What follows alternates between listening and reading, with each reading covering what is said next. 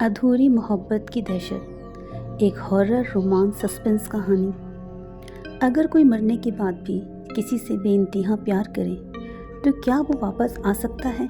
रायगढ़ की पुरानी हवेली के बारे में बहुत सी कहानियाँ प्रचलित थीं, लेकिन जो कुछ भी सुना गया था वो अधूरा था। उस हवेली में जो कुछ हुआ था वो कभी किसी ने पूरी तरह जाना ही नहीं था।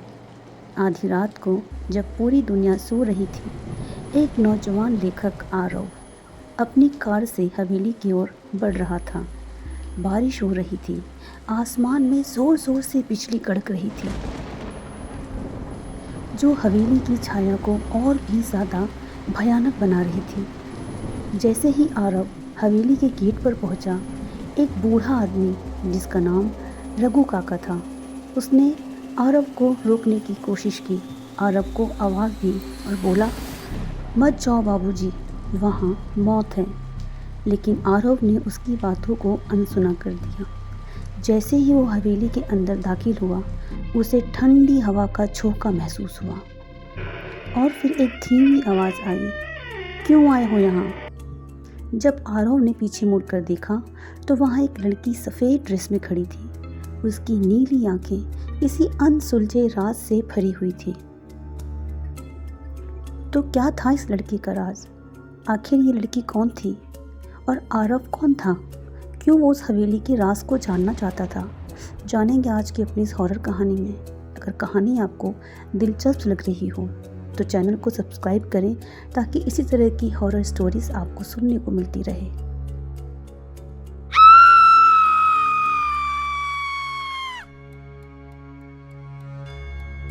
रायगढ़ हवेली में घुसते ही आरव को ऐसा लगा जैसे कोई हर कदम पर उसे देख रहा है।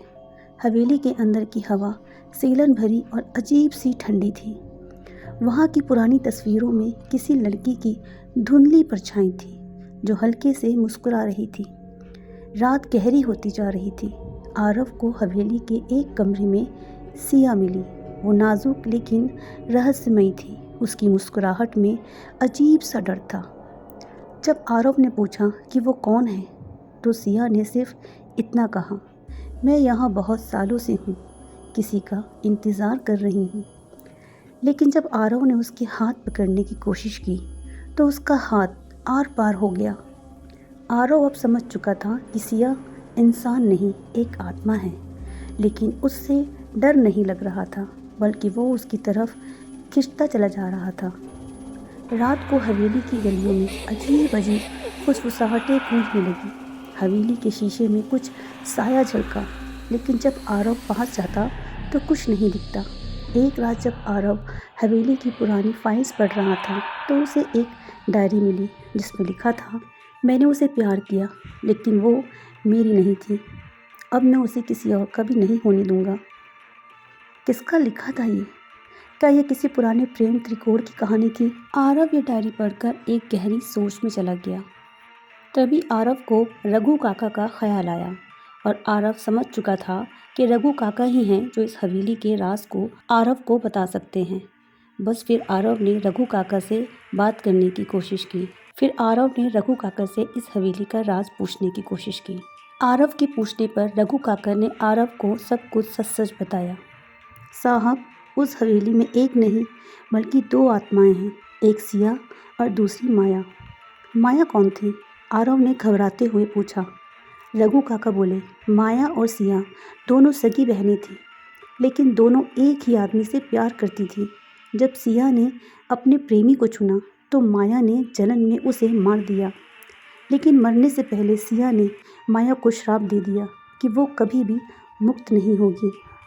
अब माया की आत्मा हवेली में राज करती है और सिया की आत्मा को बहुत दर्द देती है और उसे कैद में भी रखी हुई है। आरव समझ चुका था कि माया कभी भी उसे और सिया को साथ रहने नहीं देगी। अब यहाँ से होता है मौत का खेल शुरू। अगली रात हवेली में एक अजीब खौफनाक बदलाव आया।